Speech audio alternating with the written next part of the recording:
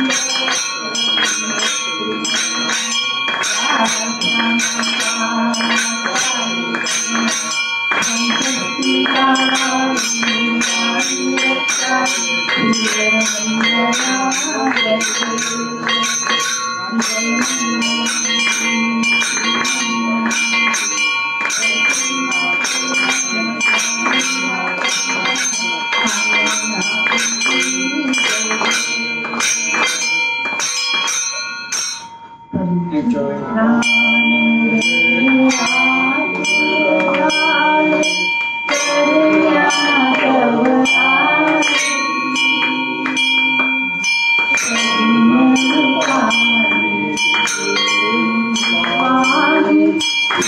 सीतारा आरती स्वामी सीतारा आरती हरिदर्शन ब्रह्मदेव तव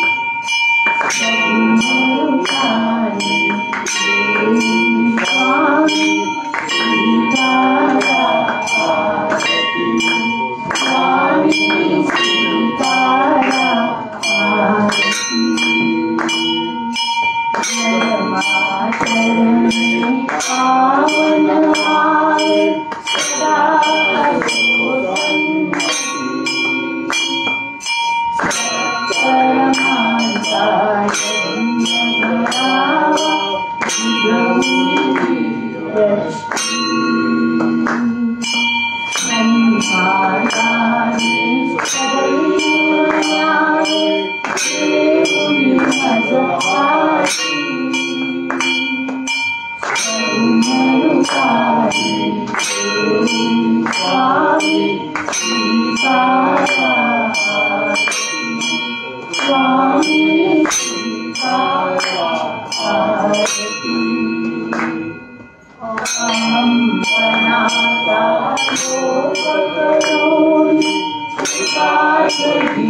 नमस्ते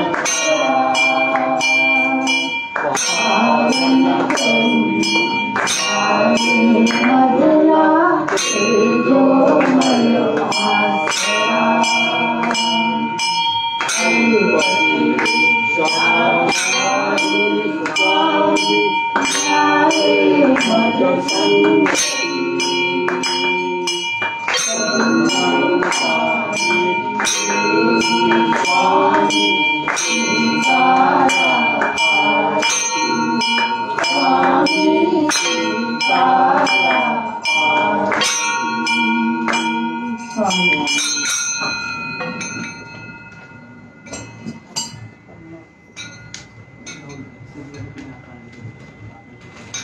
ऍक्सेस गाडी कोणी आतमध्ये आणली का?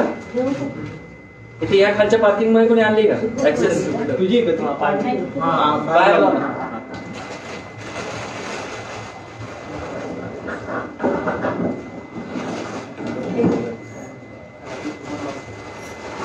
पुढे बसा. एक पत्रक पाहिजे. पुढे बसा. आता तो पत्रक दे. तुझ्याकडे आहे का? माहिती बसा. हो सेटिंग बाहेर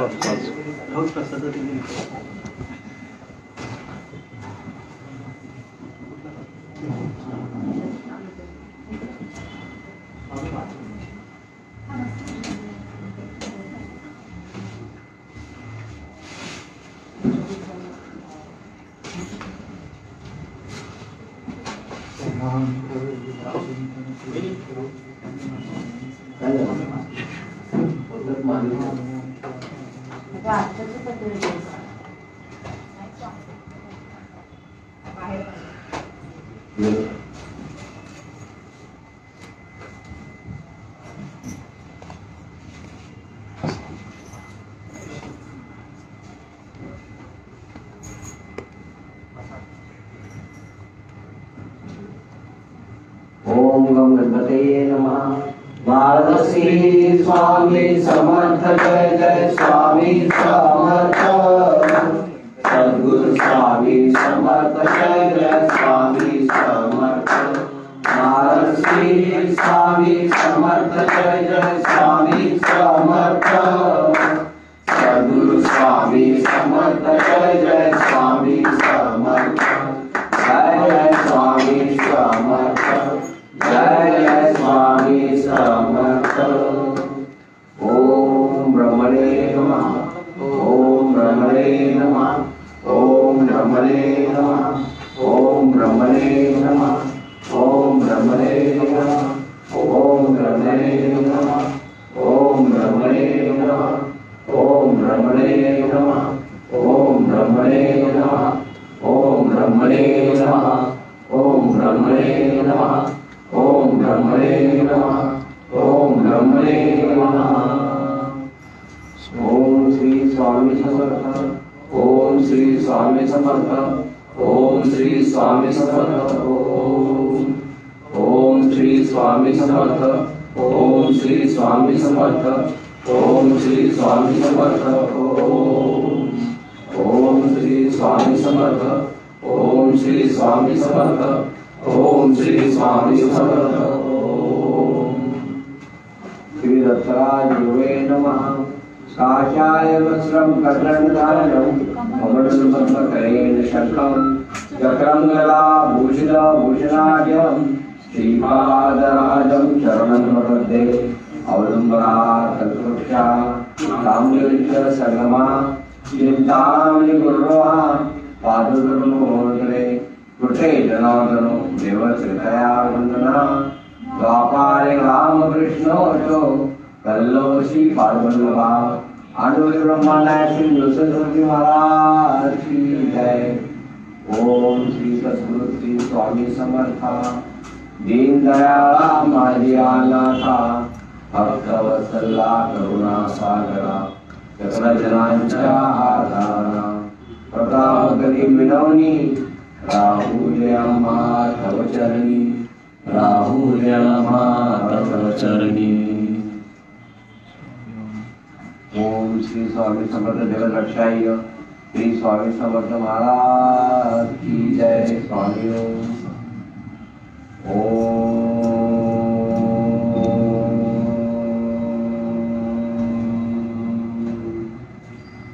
नमो भगवते वासुदेवाय।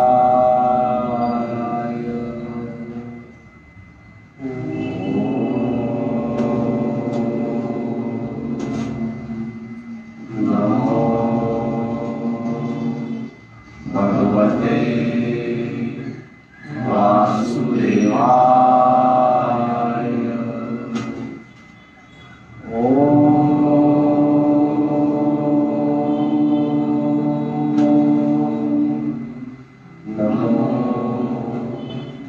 भगवते वासुदेवाय।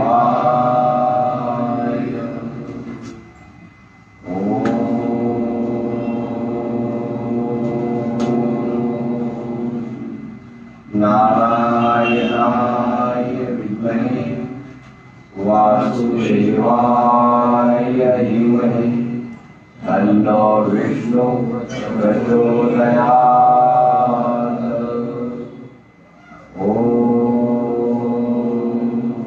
शांति शांति शांति।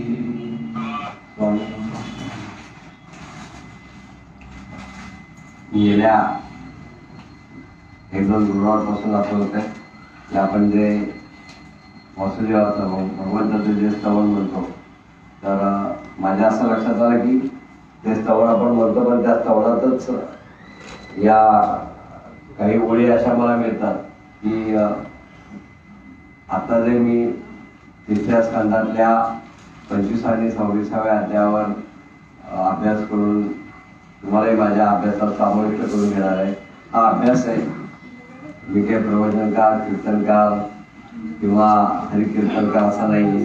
तुमच्यातलाच एक आहे, परंतु तुमच्या प्रेमापोटी तुमच्या समोर येऊन बसतोय आणि तुम्ही ते स्वीकारताय, कारण आपल्यात एकमेकांच्यात प्रेम आहे, आपल्यात सहृदयता आहे, आपली एक मैत्री आहे. मैत्री या नात्याने मी तुमच्याशी संवाद साधतोय, बाकी मी कुणी नाहीये.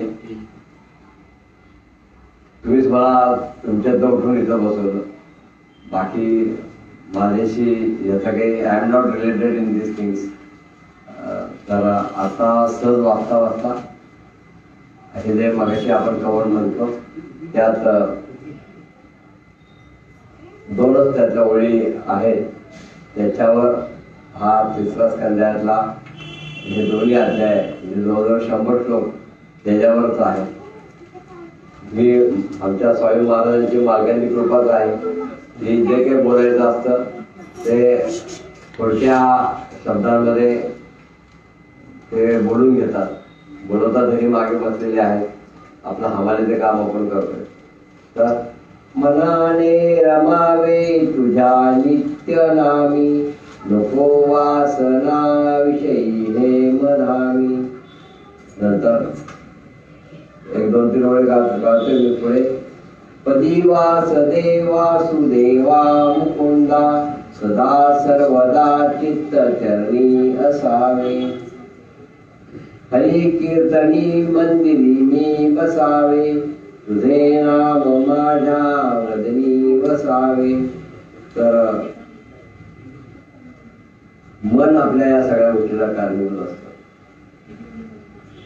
मन हे कुठेतरी इतकं चिकटलेलं असतं. त्यातल्या त्यात 3 गोष्टी महत्वाच्या आहेत. एक म्हणजे आपलं घर. घर याचा अर्थ गृह असा शब्द आपण धरायचा आहे. गृहामध्ये मग सगळ्या गोष्टी आल्या. आपला उद्योग व्यवसाय आला, व्यापार आला, आपली प्रॉपर्टी आली, आपलं कुठे फार्म हाऊस असेल ते आलं, या सगळ्या गोष्टी त्याच्या अंतर्गत हा शब्द मी वापरला गृह. तर ह्या गृहामध्ये आपण अडकलेला असतो. त्याच्यानंतर आपली नाती की जी आपल्याला कायम धोका देत असतात.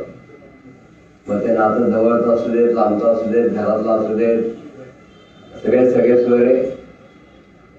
म्हणजे मला कोणाला वाईट म्हणायचं असं नाहीये, पण आपल्याला अशी अनुभूती नेहमी येते की अरे बाहेरचे माझे मित्र वगैरे परवडले, स्वामी मठाचे सगळे परिचित परवडले, पण हे नातेवाईक लोक तरी बाबा, अशी आपली उद्विग्न अवस्था एकेकाली येते.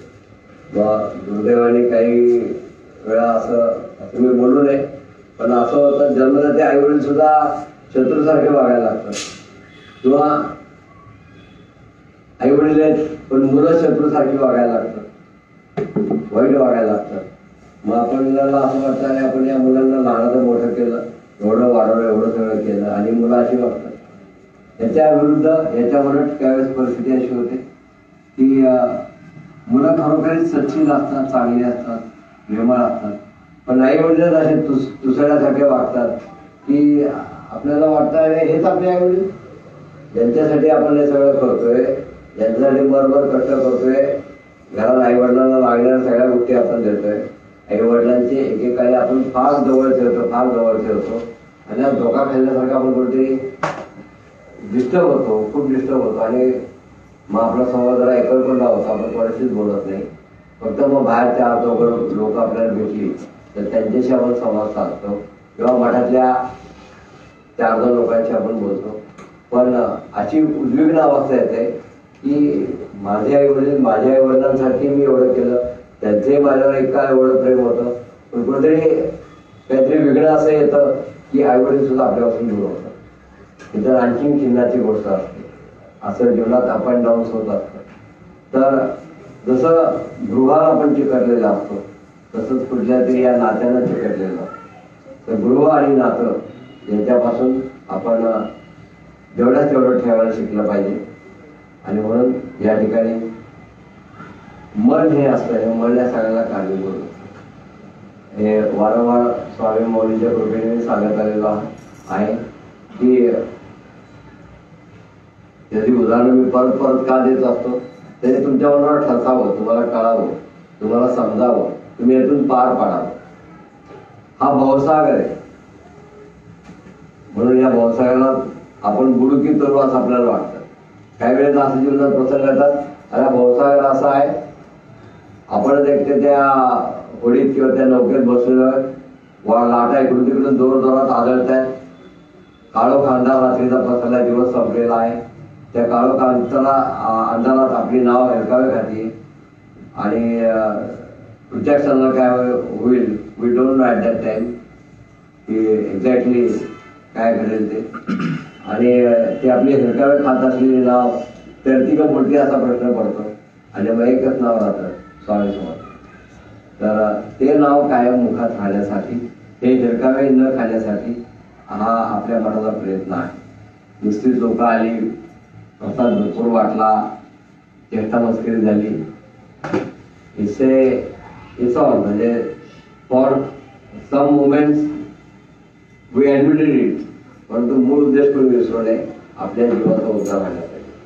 म्हणून स्वामी मालकांच्या कृपेने इन 1974 ज्यावेळेस मी कॉलेज शिक्षण घेत होतो, तर फर्स्ट इयरलाच होतो, त्यावेळेस मी आपल्या मठाला नाव दिलं आत्मोद्धारक स्थान, प्रार्थना व आत्मोद्धारक स्थान. ज्या ठिकाणी आत्म्याचा उद्धार होऊ शकेल असे स्थान आहे. हे थोडंसं आडवळणाचं आहे, थोडंसं अवघड वाटेल, पण अवघड वाटलं तरी तो कायमचा आनंद देणार आहे. आज जे इथं ऐकाल ते या जन्मीने तुम्हाला जन्मजन्मी होणार आहे. हे एका जन्मीचं काम नव्हे, it's A for ever, for everyone. तर त्यासाठी मी प्रयत्नशील असतो. तुम्हाला थोडंसं जड वाटेल, पण मी तर असं म्हणेन संसारातले आपले प्रश्न नक्की सुटावे. त्यासाठी भगवंताने, श्रीकृष्णाने त्याची अत्यंत प्रिय अशी भक्तांची होती राधा, त्याला या भूतलावर ठेवलेला आहे. सगळेजण या भगवंताबरोबर, या कृष्णाबरोबर, वासुदेवाबरोबर गोकुळात गेलेले आहेत, गोलोकात गेलेले आहेत. गोलोक आहे जो स्वर्गात, त्या गोलोकात ते सगळेजण गेलेले आहेत. पण राधा पण निघाली. राधेने म्हणलं, अगं तू माझी खरी सखी आहेस, खरी भक्त आहेस, तू नाही यायचं माझ्याबरोबर. तुम्ही विचार करा, जी राधा कृष्णाशिवाय एक क्षण राहू शकत नाही, तिच्यावर ही कशी जबाबदारी स्वामीने टाकली. स्वामी म्हणजे आपले Krishna Swami. Swami God is one and God is everywhere. तर स्वामी समर्थ काय आणि कृष्ण काय एकच आहे. ज्यावेळेस स्वामी महाराजांच्या कृपेने आपण आपल्या पुस्तकात लिहिलेले स्वामी चरित्र महिमा हे पुस्तक मी लिहिलेलं आहे, त्यात ते उल्लेख आहे की सूर्यदासाला ज्यावेळेस स्वामी दर्शन द्यायला जातात, तर सूर्यदास हा भगवंताचा कृष्णाचा भक्त असतो. तर हातात सुदर्शन घेतलेले असे त्या ठिकाणी साक्षात कृष्ण उभे राहिले स्वामीच्या जागी.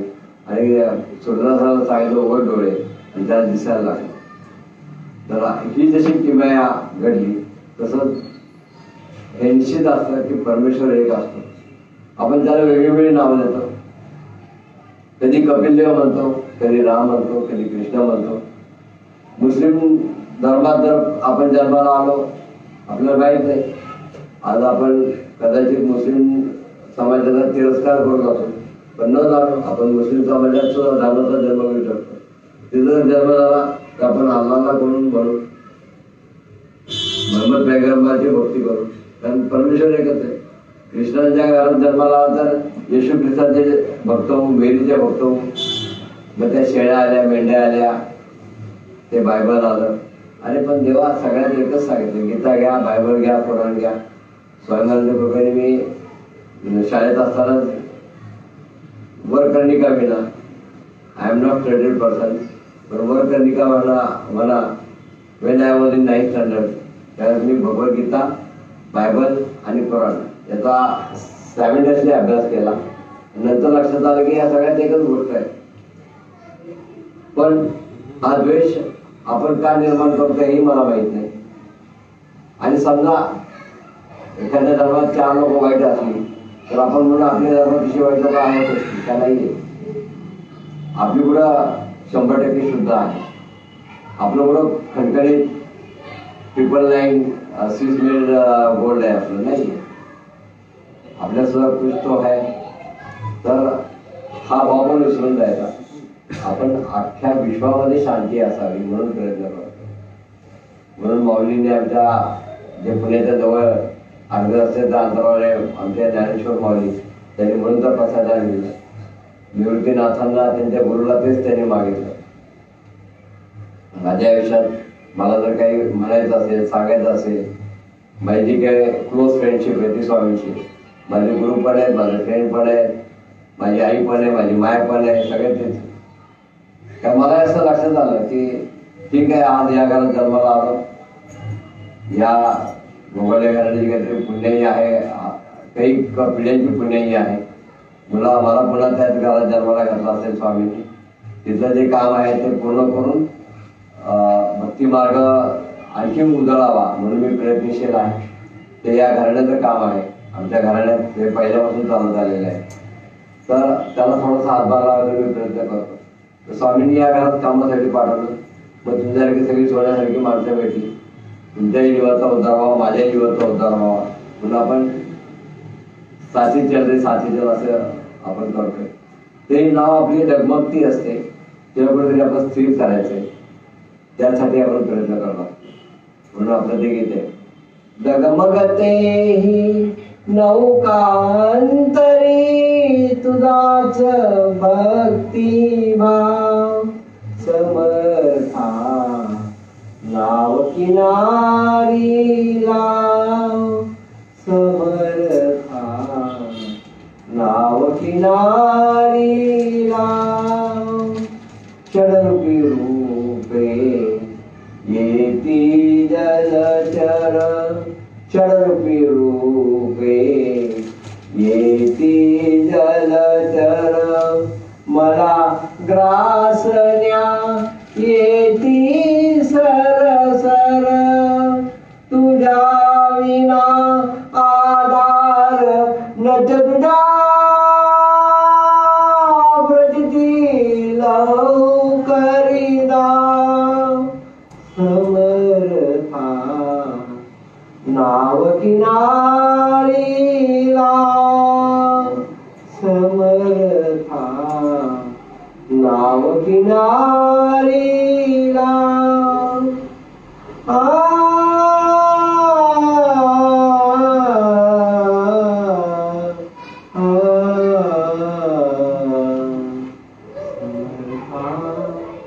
नाव किनारी लाव. तर हे नाव किनारी लावायसाठी आपला प्रयत्न आहे. आणि म्हणून मनाने रमावे तुझ्या नित्य नामी.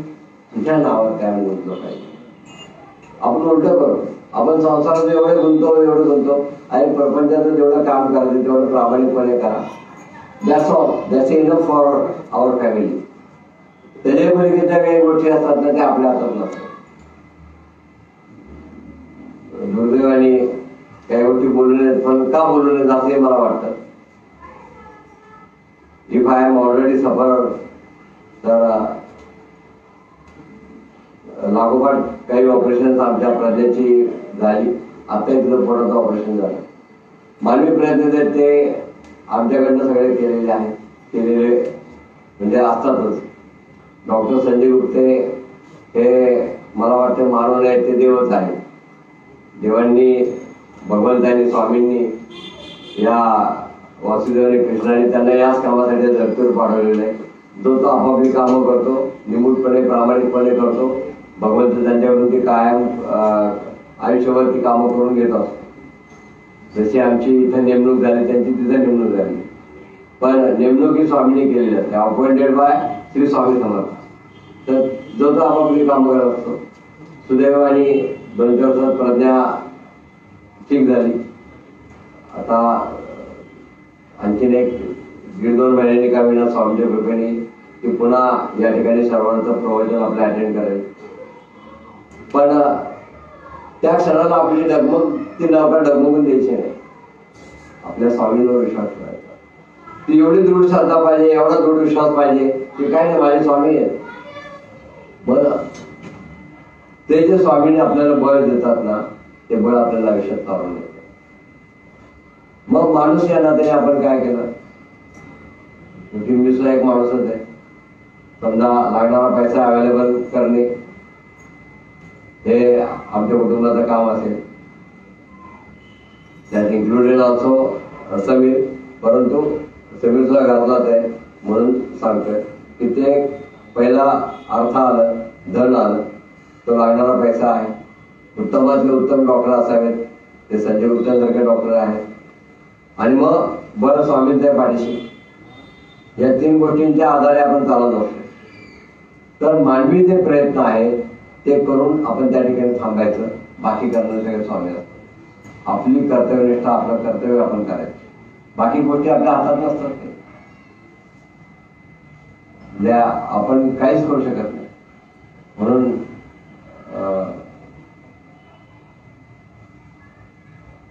आणखीन एक त्याच्याबद्दल वाक्य आहे ते मला आठवलं सांगेल. आठवलं. None has power to destroy the unchangeable. None has power to destroy the unchangeable. मग ती पॉवर कोणाकडे? एकदा फक्त आमच्या मालकाकडे. आमचे मालक म्हणजे सगळे देव आहे, सगळ्या देवात तेच आहे. आता त्याने कृष्णाचं दर्शन दिलेलं आहे सूरदासाला. ज्यावेळेस चोळप्पा माझी कुलदेवी म्हणून तुळजापूरला निघाला, तर स्वामी शब्द शेवटी ते गॉडचे गॉड फादर आहेत. तर ते बाळापाल जरूर आला हाताशी. ते मला जे साक्षात स्वामींनी दाखवलं ते दृश्य, ते मी त्या स्वामी चरित्र लिहिलेलं आहे की चोळप्पानी बाळापालचा हात धरला, म्हणजे चल तू पण चल माझ्या बरोबर. त्याला नाही, मी स्वामींना विचारल्याशिवाय येणार नाही. तेवढे नाही, मी स्वामीला सांगतो. चोळप्पाला असं वाटत असतं की स्वामी मला सगळं ऐकतात, जसं सुंदराबाईला वाटत असतं तसं चोळप्पाला वाटतं. आता त्यांची तेवढी भक्ती होती, पण हातात धरून बाळापा घेऊन जातो. चोळप्पा म्हणतो मी तुळजापूरला चालले बाबा कुलदेवीला, आणि याला घेऊन जातो बरोबर. स्वामी रागवतात, जातो डोंगरावर उपरे डोकरायला, याला इथं जाऊ. आणि मग बाळप्पा महाराजांना स्वामी चोळप्पा तुळजापूरला निघून जातात. स्वामी बाळप्पा महाराजांना साक्षात भगवतीच्या रूपात दर्शन देतात. सर्व देवतेच आहे. जाता आणखी एक गोष्ट आठवली. एक काळ असा होता, आता ती today all are working here, कुठले तर स्वामीच्या वेळेचे. तो जो दत्ताचेचा खांब आहे, कॉलम आहे, तिथे मला कायम दर गुरुवारी बाळप्पा महाराज दिसे. आणि मला असं वाटायचं मी नुसतं इथं नावाला उभा आहे, नावाला म्हणजे काय म्हणतात, एक रोबो असल्यासारखं मी इथं असायचं, पण सगळे काम बाळप्पा महाराज करायचे. अशा काही गोष्टी या माझ्यातून होत नसतात किंवा आमच्या कुटुंबियांच्या हातून होत नसतात. शक्ती त्यांची असते. मग त्यांचे जे कोणी भक्त असतील त्यावेळेचे तेही आम्हाला मदतीला येत असतात. गेल्या गुरुवारी आणि त्याच्या आधीच्या एका गुरुवारी असं 3-4 वेळा या ठिकाणी थांबून झालेले. आपल्या पहिल्यांदा स्वामी ज्या ठिकाणी होते त्या हॉलमध्ये, मी हॉलचं तुम्हाला हे सांगते कुठल्या हॉलमध्ये ते, तर ते आपल्या घरातल्या वरच्या हॉलमध्ये लाकडी बिल्डिंग मध्ये. मी असा जप केला आणि जरा ध्यानाला बसलो. सर डोळे उघडले तर समोर 2 पुण्यात्मे मला दिसले. डाव्याचा होता तो खूप ब्राईट, म्हणजे एकदम खूप ब्राईटनेस त्याला होता, आणि एकदम पांढरा शुभ्र प्रकाश होता. म्हणजे आता जे हिऱ्याचे किंवा रत्नांचे तज्ञ असतील तर डी सिरीज मधला ते प्युअर हिरा होता, तो एकदम चमकणारा. आणि उजव्या हाताला जो होता तो निळसर परंतु पांढरुका असा होता. मी पाहतोय तर ते दोन्ही आत्मे, पुण्यात्मे हे मला काही मदत करत होते. काय करत होते ते मी ओळखू शकलो नाही, किंवा तेवढी माझी कॅपॅसिटी नसेल, किंवा ते त्यांना सांगायचं नसेल. तर अशी घटना घडली. तसंच हा स्वामींचा जो मठ आहे, तर दर गुरुवारी या ठिकाणी प्रचंड गर्दी असते. 8-10 हजार लोक दर्शनाला येतात. बाहेरगावची पण लोक पुष्कळ असतात. हे मुंबईची मॅक्स असतात. त्या खालोखाल कोल्हापूर, सांगली, नंतर नगरची लोक भरपूर असतात, सोलापूरची लोक असतात. मागे तर काही दिवसांपूर्वी त्या भागातले जे आमदार आहेत सीताराम मेत्रे त्यांची आखी फॅमिली आपल्या इथे मठात येत होती. तर शेवटी स्वामीजीची इच्छा असेल त्याप्रमाणे या ठिकाणी लोक स्वामी आणतात, त्यांची काही कामं होत असतील. जाताचा अनुभव म्हणून सांगतो. एकदा मी असा गुरुवारचा दमलो जरा चिनलो आणि मग घरी 11 दरम्यान वरती गेलो. आता शेजारी त्यावेळेस 2 वाजले मठ बंद करायला. ज्यावेळेस आमच्या नातवांच्या शाळेतून तक्रारी यायला लागल्या दर्शन स्कूलमधनं की एव्हरी फ्रायडे मुलं वर्गात का पेंगतात झोपतात अशा कंप्लेंट्स आल्या. म्हणून मग माझ्या लक्षात आलं. म्हणून आम्ही असं केलं की गुरुवारी मग झाला लवकरची वेळ घ्यायला लागलो आणि 11 पर्यंत आम्ही मठात शेजारती घ्यायची सुरुवात केली. म्हणजे बिफोर कोविड-19. तर त्यावेळी असंच 11ची वेळ होत आलेली होती. आरती कारण रस्त्यावर मी डोकावून पाहिलं तर भयंकर गर्दी होती. भयंकर म्हणजे जसं काय संध्याकाळचे 7 वाजले अशी गर्दी होती. आणि लाईन त्या चौकाच्या पलीकडे गेलेली होती. अरे बापरे म्हटलं आता नक्कीच आपल्याला एक वाजला.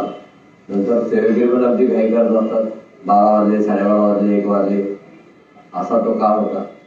तर जरा वेळ बसलो. पहिला आमच्या मठातले काही सेवेकरी खूप ऍक्टिव्ह असतात.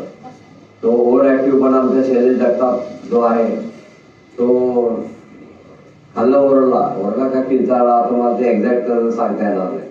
पण असंच तो ओरडला असेल किंवा किंचाळ असेल.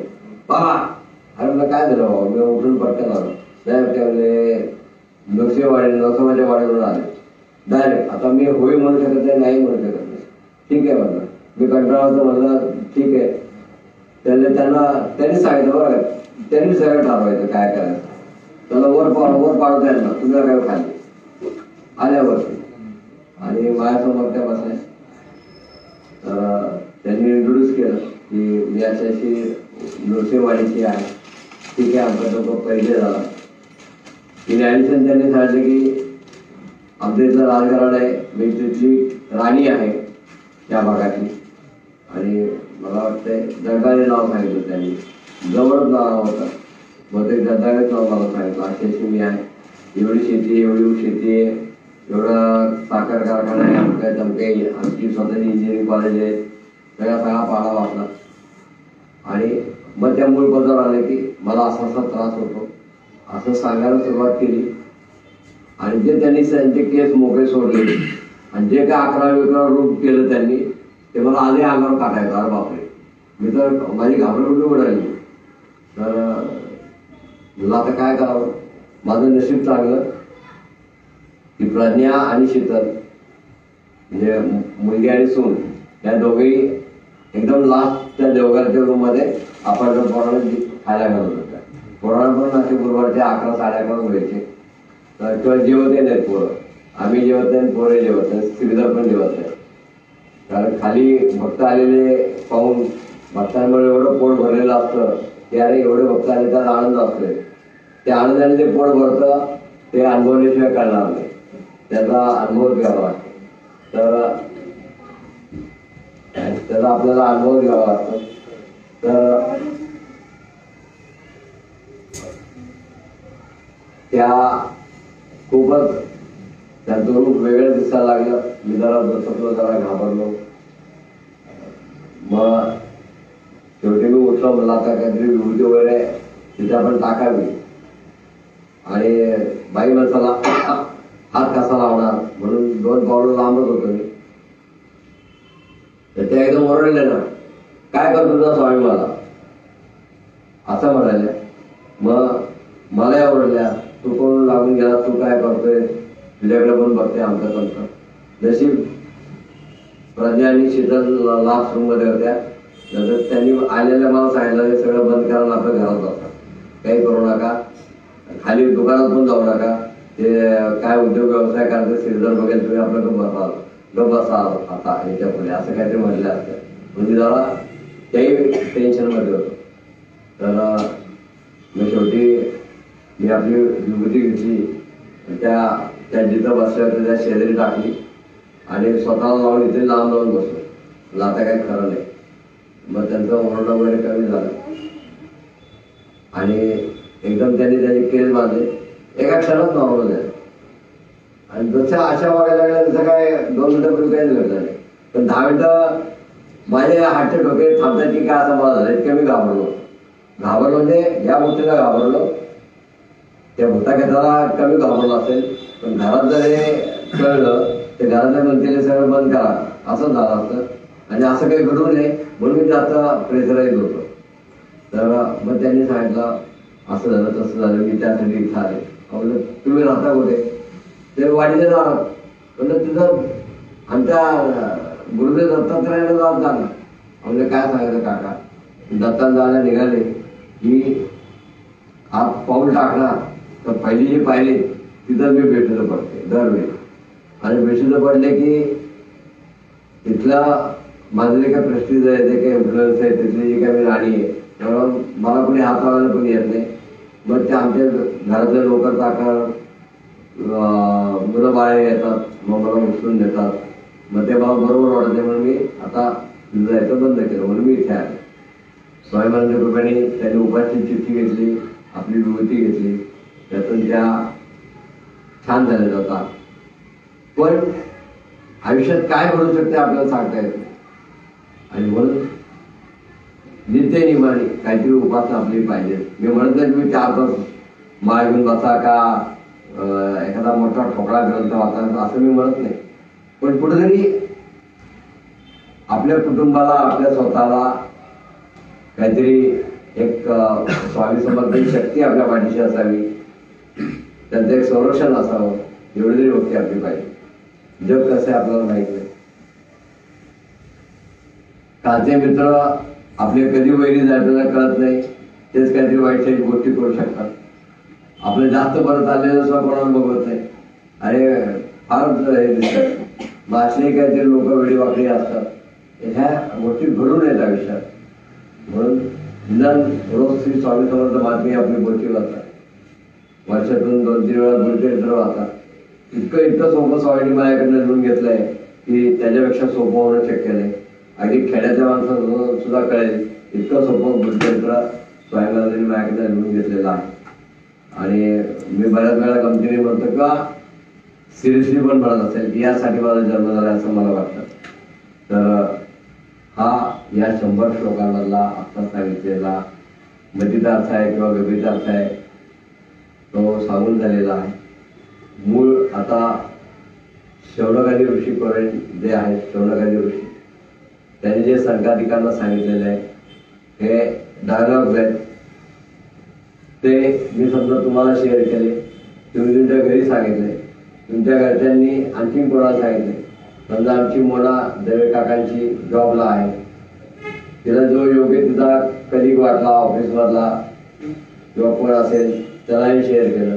असं करत करत डायलॉग वाढत गेले. आमची मोना दवे जरी IT सेक्टरमध्ये काम करत जॉबला असली तरी ती ह्याही मार्गात तिची बरीच प्रावीण्यता आहे. तर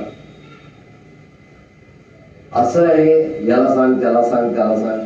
तर असे जे डायलॉग वाढत जातात किंवा काकांनी आज असं सांगितलं कुठल्या तरी एखाद्या मित्राला तुम्ही शेअर करत असाल, घरी शेअर करत असाल, तसं हा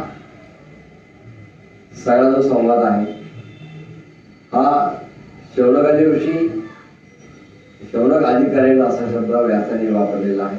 शौनक आदी करेन, तर शौनक आणि इतर ऋषी तिथं जमलेले आहेत, परंतु त्यांच्यातले श्रेष्ठ जे आहेत शौनक ते सगळं सांगत आहेत आणि ते सरकारी मुली सगळं ऐकता आहेत.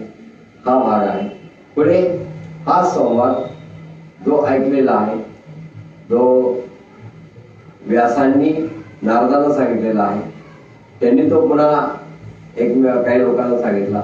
तो संवाद पुन्हा कॅरी फॉरवर्ड झाला, तो पुन्हा एकमेकांना शेअर होत गेला. मग व्यासपुत्र शुकमुनी यांनी परीक्षित राजाला या सगळ्या गोष्टी सांगितल्या. परीक्षित राजा हा अभिमन्यूचा मुलगा, जो एकुलता एक मुलगा आज जिवंत राहिलेला आहे. महाभयंकर असं महागडघोर असं युद्ध या कुरुक्षेत्रावर घडलेलं आहे. कुरुक्षेत्र वा धर्मक्षेत्र, त्या धर्मक्षेत्र म्हणावं तर कुरुक्षेत्र म्हणावं असं नक्की सांगता येत नाही. ते म्हटलं तर कुरुक्षेत्र होतं, म्हटलं तर धर्मक्षेत्र होतं. जिथं धर्म सांगितला गेला, जिथं धर्म सांगितला गेला ते धर्मक्षेत्र. आणि कुरुक्षेत्र म्हणलं तर महागडघोर असं युद्ध तिथं झालेले. 68 कोटी प्राणी त्या ठिकाणी मारले गेलेले आहेत. मग ते प्राणी असू देत किंवा हे श्वापद असतील किंवा घोडे असतील किंवा हत्ती असतील, असे तिथं मारले गेलेले. असे 68 कोटी प्राण्यांची हत्या त्या कुरुक्षेत्रावर झालेली आहे. तर असं ते ठिकाण आहे. म्हटलं ते युद्धाचा, महायुद्धाचा, महाभयंकर युद्धाचा तो कुरुक्षेत्र हा भाग आहे. म्हटलं तर धर्मक्षेत्र आहे, जिथं भगवंतांनी अर्जुनाला गीता सांगितलेली आहे, ज्याच्यातून आपल्या गीतेमुळं आपण कसं वागायचं, कसं राहायचं हे सांगितलं गेलेलं आहे. हे सुद्धा भगवान श्रीकृष्णांनी त्यासाठीच अवतार घेतलेला आहे. या दोन्ही गोष्टी त्यात आहेत. तर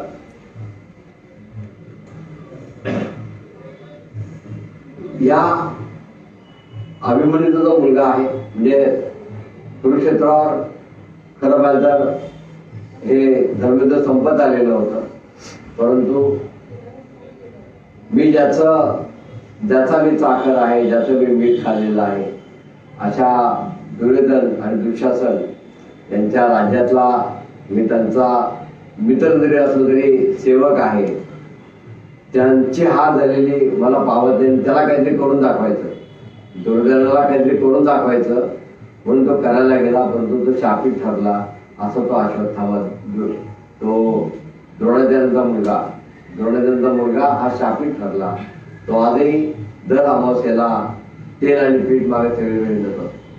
आजही 5,500 वर्षांचा काळ लोटला, पण दुर्दैव असं या अश्वत्थाम्याचं की त्याच्या जीवाचा उद्धार झाला नाही.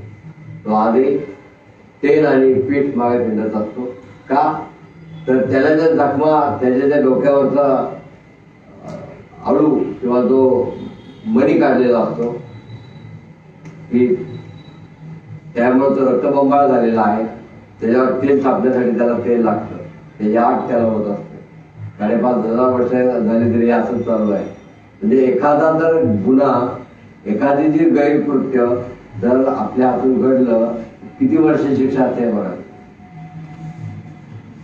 अश्वत्थामासारखा जो कृष्णाचा पण मित्र होता, तो पांडवांचा पण मित्र होता एकेकाळी, जो दुर्योधनाच्या कौरवांच्या पण बरोबर होता, जो गुरुवर्य गुरुदेव द्रोणाचार्यांचा मुलगा आहे, अशा या महान मुलाला काय भोगावं लागलं असं मी बोलणं एका दृष्टीने उचित नाहीये.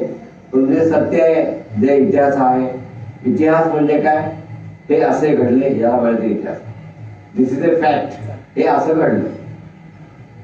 तर ते सांगणं माझं कर्तव्य आहे. स्वामींच्या कृपेने मी बऱ्याच वेळा सांगत आलेलो आहे. मी भारतीय इतिहास संशोधन मंडळाचा, मी आणि माझी पत्नी अपर्णा, आम्ही तिथले दोघेही लाईव्ह मेंबर आहोत. पुढे काही गोष्टी अशा घडल्या की इतिहास संशोधन मंडळातले आमचे तात्या म्हणजे गणेश हरी खरे, हे इतिहास संशोधन मंडळातले त्यावेळेचे अध्यक्ष. परत बंडोपंत परसुरे होते, खरे होते, बंडोपंत परसुरे होते. तसेच आमचे मित्र रमाकांत पाळंदे होते.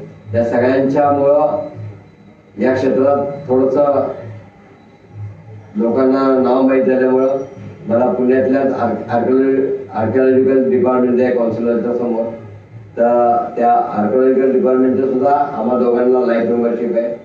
आणि त्यात असं नमूद केलं गेलेलं की त्या पुरातत्व विभागात आम्ही कधी जाऊ शकतो, कुठले डॉक्युमेंट पाहिजे आम्हाला परवानगी आहे. बरेच वर्ष आम्ही ते काम केलं, पण पुढं कार्य होण्यामुळे ते कधी तुटलं ते कळलं सुद्धा नाही.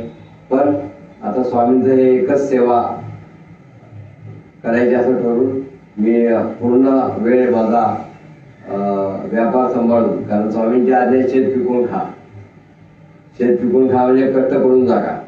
आपला कष्ट करून जागा म्हणून काही काळ व्यापारात दुकानात बसतो, सिजर बघत असतो, पण काय का आपण सुद्धा कष्ट केले पाहिजे, फुकटचं खायचं नाही असं स्वामींची आज्ञा आहे. म्हणून आपलं शेत पिकून खायचं, म्हणून आपलं शेत म्हणजेच स्वामींनी आपल्याला दिलेला जो व्यापार आहे तो करायचा. आणि मग 2 घास जे काय स्वामी पोटाला देतील ती रोजची पुरणपोळी समजायची किंवा ते रोजचं अमृत समजायचं आणि ते ग्रहण करायचं. आज आपल्या ताटात चटणी भाकरी दिली तरी ते आपल्याला अमृत आहे, किंवा पुरणपोळी दिली तरी ती अमृत आहे. कशाची अभिलाषा ठेवायची नाही, जे आहे ते चांगलं आहे समजायचं. मग मला त्या पुन्हा त्या मुलाची गोष्ट आठवते.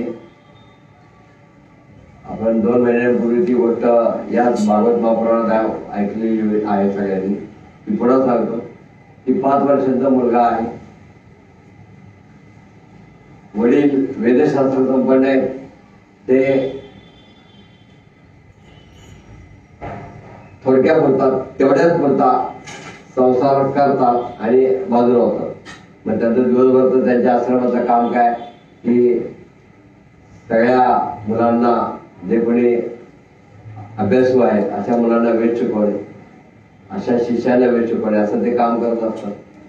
अशा लोकांना त्यागी जीवन असतं, त्यांचं खूप डिवोटेड असतात आणि त्यांना बाकीच्या गोष्टीचं काय सोय सुद्धा नसतं. ते म्हणतात आपण आपलं कर्तव्य केलं, विषय संपला. तर असे त्यांच्याकडे काही साधू पुरुष आलेले होते. चातुर्मासात 4 वेळेस त्यांच्याकडे राहिले. त्यांची सेवा करायची जबाबदारी 5 वर्षाच्या मुलावर वडिलांनी टाकलेली आहे. आणि रांदा वाडा ओटी काढा हे स्त्रीचं काम. तर त्या मुलाची आई आपल्या पतीच्या आज्ञेप्रमाणे त्या सगळ्या साधू संतांना जे काही लागेल ते नाश्ता, जेवण, खाण, दूध वगैरे सगळं देत असते. तर असा तो काळ चाललेला होता. या 4 महिन्याच्या काळात वडिलांच्या आज्ञेप्रमाणे, पितृआज्ञेप्रमाणे त्या 5 वर्षाच्या बालकाने खूप सेवा केली. माता पित्यांची, दोघांची, पित्याची आज्ञा आणि मातेची सेवा का, तो सगळं सर्व करणे आईच्या हाताखाली. सकाळी त्यांना स्नानाला पाणी देणे, नंतर स्नान झाल्यावर त्यांना दूध देणे, नंतर नाश्ता देणे, हे सगळं काम हा सेवक म्हणून आईच्या हाताखाली तो काम करत होता. आणि त्या मुलाने मग खूप सुंदर सुंदर कृष्णाच्या गोष्टी ऐकल्या आणि तो कृष्णमय झाला. कृष्णाच्या गोष्टी, कृष्णाच्या लीला ऐकून त्याला खूप आनंद झाला. सकाळी संहिता वाचली जायची त्या ऋषीमुनींच्या, ज्येष्ठ ऋषीकडून. संहिता झाली की त्याचं निरूपण ते करायचे आणि मग अनेक या कृष्णाच्या, भगवंताच्या गोष्टी ते सांगायचे. त्या गोष्टीत ते स्वतःही रमून जायचे. त्यांचे सगळे सवंगडी जे होते, सगळे ऋषीमुनी ते रमून जायचे आणि हा 5 वर्षाचा मुलगा पण रमून जायचा. त्याला खूप गोडी वाटायला लागली. चातुर्मास संपला. संन्याशांनी जास्त कुठं राहायचं नसतं. ते निघाले. हे बालक अटॅचमेंट, शेवटी लहान मुलगा आहे, खूप रडला. त्यांनी सगळ्या साधूंनी त्याला गोंधारलं, त्याला भरभरून आशीर्वाद दिला. त्याला म्हणजे आता आम्हाला निरोप दे, आता रडू नको. त्याने आपली आसव आवडली, जरा आवंडा गिळला. आतल्यात त्याने आपली आसव रोखून ठेवली. त्यांना हसत बाय केला. साधू निघून गेले. अर्ली दी नेक्स्ट डे काय जीवनात वाटायला आलं बघा. सगळे गेलेले आहेत. आता जरासं त्याला विश्रांतीचा काळ मिळाला असता. आईला पण विश्रांती मिळाली असती. 4 महिने काबाड कष्ट केले मायलेकरांनी. तिकडे कुटुंब प्रमुख, त्या मुलाचे वडील इतरांना वेळ शिकवत होते. पण घडलं असं, अर्ली दी नेक्स्ट डे त्या भांग्या पोराची आई संध्याकाळच्या धारा काढावून घराच्या बाहेर पडली आणि जरासा काळोख झालेला होता. 3 सांजा आलेल्या होत्या आणि काळोख वाढत चाललेला होता. तेवढ्यात काय झालं, काळ प्रेरित सर्प आला आणि तिला चावला. फुल स्टॉप. काळ प्रेरित सर्प आला आणि तिला चावला. In the meaning, what is the meaning of this sentence? की त्या बाळकाची आई तो सर्प चावल्याने गेली. त्याला आवाज बसण्यासारखं झालं. त्याने पहाट व्हायची वेळ पाहिली, दुसऱ्याची पहाट व्हायची वेळ पाहिली. जरासा काळ कमी झाला आणि तो घराच्या बाहेर पडला. तो चालत चालत निघाला पुढे. चालत चालत निघाला. घरदार त्याने सोडून दिलेलं आहे. थोडंसं आणखी उजाडलं. सूर्य थोडासा वर आला. अंधुकपणा जरासा नाहीसा झाला आणि तो चालता चालता त्याला एक वाटसरू भेटला. त्यांनी त्याला थांबवलं. त्याला विचारलं, अरे हा रस्ता पुढे जातो रे. त्यांनी एकच शब्द सांगितला, हा उत्तरेकडे रस्ता जातो, बस त्याचे येणं. तो निघून गेला. तो उत्तर दिशेने चालत राहिला. दमला बिचारा. पोटात काही नाही. आई गेलेली, महान दुःख. घर सोडून गेलेलं आहे. वडिलांना स्वदुःख झालं असेल आणि खूप लांबवर चालत गेलेला आहे आणि दमला अशाने. आणि म्हटला आता आपल्याला पाणी प्यायला पाहिजे. एक सुंदर सरोवर लागलं त्याला. एक तळ लागलं, सरोवर लागलं. त्यावेळेच हायजेनिक गोष्टी बघा. तळ लागलं. त्यांनी गेल्या पाणी प्यायला नाही. त्यांनी उत्तम स्नान केलं. कपाळ आला. जराशा त्या कोळ्यावर अंग वाळवलं. व पुन्हा पाण्यात गेला. जरा मागच्या बाजूला गेला. स्नान केलं त्या ठिकाणी न जाता जरा मागच्या बाजूला की आणखीन त्या तळ्याचं पाणी शुद्ध असेल. आचमन केलं. आचमन का करायचं या गोष्टी लक्षात घ्या. आचमन केलं. गटागटा पाणी प्यायला असं पण नाही. आचमन केलं. जवळ बसला. मग पाणी प्यायला आणि शांत तिथे एक झाड होतं. त्या झाडाखाली बसला. त्याचं वाक्य असं आहे.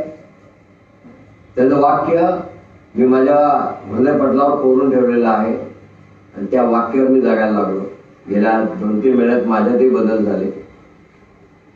मग असं होत गेलं की अरे तो बालक असं म्हणतो, आपलं वय काय, त्या बालकाचं वय काय. म्हणजे नाऊ आय एम 65+ आणि तो -65 इयर्स. एवढा फरक वयात. पण ते लहानकं पोरग ते म्हणतंय ज्याला काहीच कळत नाही. तो असं म्हणाला की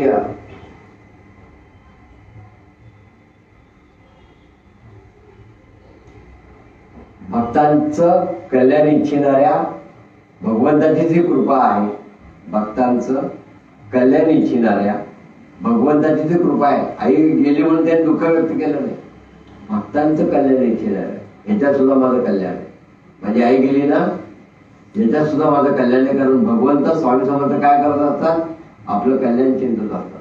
भक्तांचं कल्याण इच्छिणाऱ्या भगवंताची जी कृपा आहे असं तुम्ही पुढे चालायला लागलं तर जीवनात जो प्रसंग आपल्यावर येईल त्यात आनंद मानून श्री स्वामी समर्थांच्याच मुळे असं त्यांच्या आज्ञेप्रमाणे घडलेलं आहे असं म्हणून आणखीन भक्ती आपली वाढवायची. भक्तीच्या योगे आपल्याला ते शक्ती देतात आणि आपण पुढे चालायला लागायचं. आपल्या जीवनाची वाटचाल पुढे चालायला लागायची. पुढे चालायला लागायचं म्हणजे रस्त्याने उभं वेळेला महिनोमध्ये चालत बसायचं असं नाही. पुढे चालायला लागायचं इन दी सेन्स आपल्या आयुष्याची पुढची कालक्रमानं आपण सगळ्या अटॅचमेंट तोडून पुढं आपला मार्ग चालू ठेवायचा असा याचा अर्थ आहे. तर याला मिळते जीवन. 5 वर्षाचा मुलगा असं म्हणतो, आपण तर त्यापेक्षा मोठे आहोत, मग आपण कसं वाढलं पाहिजे. मैत्रेवाच निर्वेदवादिनी मेवम मनोदुरितर मुनिया दयालुआ शालिनी मा शुक्ला विव्या व्रतम स्मरण. मैत्र ऋषी असं म्हणतात की उत्तम गुणांनी सुशोभित अशा देवभूतीने वैराग्याची गोष्ट केली. देवभूतीने कशाची गोष्ट केली, वैराग्याची गोष्ट केली. आपण मागं पाहिलं की म्हणून आपली मुलगी ही कर्दम ऋषींना, कर्दम हा मुलगा खूप चांगला वाटला म्हणून ते सरस्वती नदीच्या काठावर आलेले आहेत आणि त्यांनी कर्दमाला सांगितलं की माझी मुलगी ही तुम्हाला द्यायची माझी इच्छा आहे. त्यांनी सुद्धा ती इच्छा मान्य केली आणि म्हणून कर्दम ऋषी जे आहेत त्यांची पत्नी म्हणजे देवहूती आहे आणि कर्दमांचे वडील हे मनू आहे. तर आजची जी देवहूती आहे त्या देवहूतीने वैराग्याची गोष्ट केलेली आहे. आणि तेव्हा तिला कर्दमुनींना म्हणजे आपल्या पतिराजांना तेव्हा या देवहूतीला असं आठवतं की कर्दमुनींना भगवान विष्णूने जे सांगितलं ते तिला आठवलेलं आहे. कर्द म्हणाले, अविनाशी भगवान विष्णू नारायण किंवा वासुदेव, अविनाशी भगवान विष्णू हे तुझ्या पोटी लवकर जन्माला येतील. तू श्रद्धेने प्रेमाने या भगवंताचं स्मरण कर, त्यांचं भजन कर, त्यांचं पूजन कर. आणि तेच तुझ्या हृदयात जर काही अहंकार असेल, जे काही मायामोह असतील, जो काही क्रोध असेल, तर तो तेच नष्ट करतील जे तुझ्या पुढे जन्माला येणार आहेत. तेच जे विष्णू आहेत तुझ्या पुढे जन्माला येणारे, तेच या तुझ्या अहंकाराच्या गोष्टी किंवा काम, क्रोध, लोभ, मोह, मद, मत्सर हे सगळं तुझ्या तेच घालवतील. तू काही त्याची चिंता करू नको. मैत्रेयपणे म्हणतात की खूप काळ गेल्यावर भगवान मधुसूदन हे देवहूतीच्या ठिकाणी प्रकट झालेले आहेत. आणि त्यावेळी आकाशातून अचानकपणे सुंदर अशी वाजायला लागलेली आहे. गंधर्व हे सुंदर गीतं म्हणायला लागलेली आहेत आणि सगळीकडे आनंद झालेला आहे. याला सिमिलर आपली गोष्ट आहे पिठापूरला ज्यावेळेस श्रीपाद श्री वल्लभांचा जन्म झाला. अप्पल सुमतीच्या पोटी जो श्रीपाद श्री वल्लभांचा जन्म झाला त्यावेळेस सुद्धा स्वर्गात वाद्य वाजायला लागलेली होती.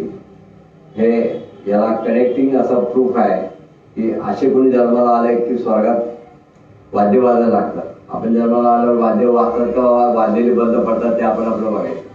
आधी वाजत होती ती बंद झाली. तर ती वाद्य वाजायला लागलेली आहेत. आणि त्या क्षणाला या सरस्वती नदीच्या चारी बाजूनी सरस्वती नदीने वेढलेलं आहे आणि चारी बाजूनी सरस्वती नदीने वेढलेलं आहे. तर अशा ठिकाणी या कर्दमांचा आश्रम त्या ठिकाणी आहे आणि त्या कर्दमांच्या आश्रमात मरीची आणि इतर अनेक ऋषी हे ब्रह्मदेवासहित त्या ठिकाणी आलेले आहेत. साक्षात परब्रह्म भगवान विष्णू हे सांख्यशास्त्राचा म्हणजे स्टॅटिस्टिक्सचा आमच्या प्रजाचा BSc ला MSc ला स्टॅट्स हाच विषय होता. स्टॅट्समध्येच तिने मास्टर डिग्री घेतलेली आहे. तर त्यावेळेची पण गंमत अशी झाली की सुरुवातीला पुणे युनिव्हर्सिटी स्टॅट्स हा विषय फक्त युनिव्हर्सिटीला शिकवला जातो. त्यावेळेस हरिश्चंद्रकर सर म्हणून तिथे होते, ते माझे परिचित होते. ते आपल्या मठात स्वामींना पण यायचे. खूप कडक होते. परंतु सुदैवाची गोष्ट अशी की प्रज्ञा म्हणायला होते आमचे सर खूप कडक आहेत बरं का. अगं मला असू देत करत, तू कशाला त्याचा विचार करतो. नाही खूप कडक आहे बाबा, तुला असू दे. तर त्यांचा मला एकदा परिचय झाला. असंच ते मठात जायला लागले. प्रज्ञा हे आमचे सर आता वाटत नाहीत म्हणून मग काय वाटतं. हे असे नव्हते. मग ते किती प्रेमाने वागायला लागले, किती प्रेमाने बोलतात. अरे हे न सांगता घडायला पाहिजे. समोरच्या माणसाला कुठलाही उपदेश न करता, कुठलेही पालाळ न लावता, कुठल्याही 100 गोष्टी न सांगता तो जर तुमच्याकडे बघितल्यावर प्रेमाने वागायला लागला, तुमच्याकडे बघितल्यावर त्यांनी तुम्हाला हात जोडले किंवा तुम्हाला पाहिल्यावर त्याला असं वाटलं यांचे चरण धरावे, तो खरा माणूस. आता आपण काही वेळेस प्रवासात असतो. प्रवासात कधी रेल्वेत असू. आजकाल रेल्वे पण गेली, एसटी पण गेली, ती लहान डब्याची एसटी पण गेली. आजकाल नवीन पिढी सगळी आलेली आहे. सगळ्यांना सॅलरी चांगले पॅकेजेस आहेत. आमच्याकडे एवढे पॅकेजेस नव्हते. फार बरं होतं बरं का माहितीये का की आम्ही या मार्गाला लागलो. आता स्वामीच्या कृपेने ज्यांच्यावर कृपा असेल स्वामींची तर पॅकेज किती मोठा असलं तरी ते या मार्गात राहू शकतात. परंतु मला असं वाटतं की अति घन पैसा जर मिळायला लागला ना तर पाय घसरण्याची पण शक्यता असते. तो घसरू नये असं मला वाटतं. तर आजकाल ह्या सगळ्या गोष्टी कालबाह्य झाल्या. सगळे प्लेननी येतात, प्लेननी जातात, प्लेननी येतात. तर असं असून देखील त्या काळातलं सांगतो मी. कर्दम ऋषी हे सरस्वती नदीच्या तिथे आहेत आणि सरस्वती नदीच्या सगळ्या वेढलेल्या सरस्वती नदीच्या मध्यभागी त्यांचा आश्रम आहे. आणि त्या ठिकाणी सगळे मुनी, मरिती ऋषी हे आणि ब्रह्मदेव हे सुद्धा तिथे आलेले आहेत. आणि त्याच ठिकाणी या देवहूतीच्या पोटी हे कपिल देव अवतरलेले आहेत. ते साक्षात भगवंत आहे. ब्रह्मदेव असे म्हणालेले आहेत की कर्दमा, तू माझं म्हणणं ऐकलंस, माझ्या म्हणण्याला तू होकार दिलास आणि म्हणून तू माझी नेहमी निष्कपट भावनेने, निष्काम भावनेने, निर्हेतुक भावनेने, शब्द तिन्ही रसवनीय आहेत ते ऐका. की ब्रह्मदेव म्हणजे मी माझ्या मंत्र सांगतोय, मला जे वाटलं, आठवलं, जाणवलं ते सांगतोय. बोलता तरी पाठीमागे बसलेले आहेत. तर आपली भक्ती कशी असावी तर अशी असावी. तर आपण निष्कपट भावनेने, निष्काम मनाने, निर्हेतुकपणे, आपल्या मनात हेतू काही नाही, काही नाही, आलो स्वामींची पूजा करायची, स्वामींची भक्ती करायची. झाडण्याने झाडून काढलेलं आहे, गंध उघडल्याने गंध उघडलेला आहे. इथलं तत्पूर्वी आवरून थोड्या वेळी शेजारची होणारे कुणी हार काढलेले असतील, कुणी गंध उघडलेला असेल, कुणी झाडूपोछा केलेला असेल. झाडूपोछा शब्द आजकाल प्रचलित झालेला आहे.